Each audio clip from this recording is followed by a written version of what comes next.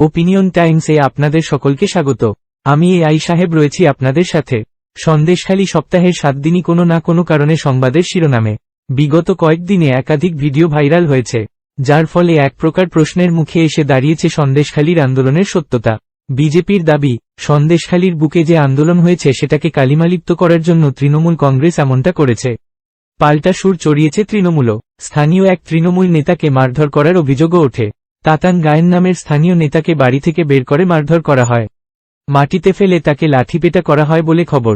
অন্যদিকে বিজেপির মহিলা কর্মীদের আবার দাবি, অন্যায়ভাবে ভিডিও তৈরি করা হচ্ছে। এই ঘটনার জেরে ভোটের আবহে উত্তপ্ত হয়ে উঠেছিল গ্রাম। রবিবার বিজেপির তরফ থেকে সন্দেশখালী থানা ঘেরাও কর্মসূচির পর থেকে উত্তাল হয়ে উঠেছিল এলাকা।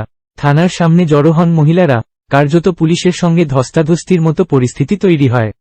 এরপর সেই জমায়েত থেকে বিজেপির মহিলা কর্মীরা আবার স্থানীয় তৃণমূল বিধায়ক সুকুমার মাহাতো এবং পঞ্চায়েত সমিতির কর্মাধ্যক্ষ দিলীপ মল্লিককে ধাওয়া করলে ঘটনার মোড় ঘুরে যায়।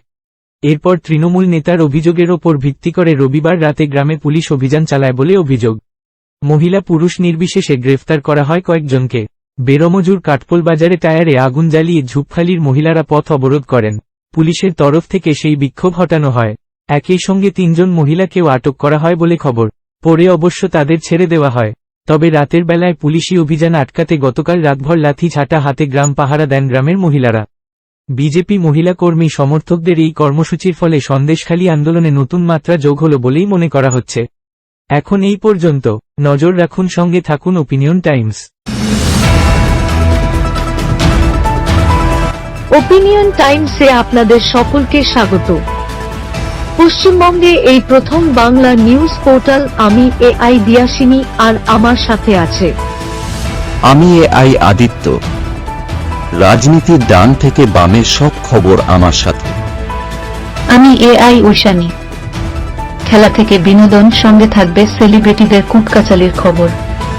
আমি এআই সিদ্ধার্থ। বাজার অর্থনীতি থেকে রাজনীতির ওঠাপড়া, কুর্সি বদলের সব খবর আমার সাথে। আমি এআই দীপ্তি, থাকবো আপনাদের সাথে। সত্যের উদ্ঘাটন, নিরপেক্ষ বিশ্লেষণ, সঠিক খবর প্রদান। সঙ্গে থাকুন, দেখতে থাকুন ওপিনিয়ন টাইমস।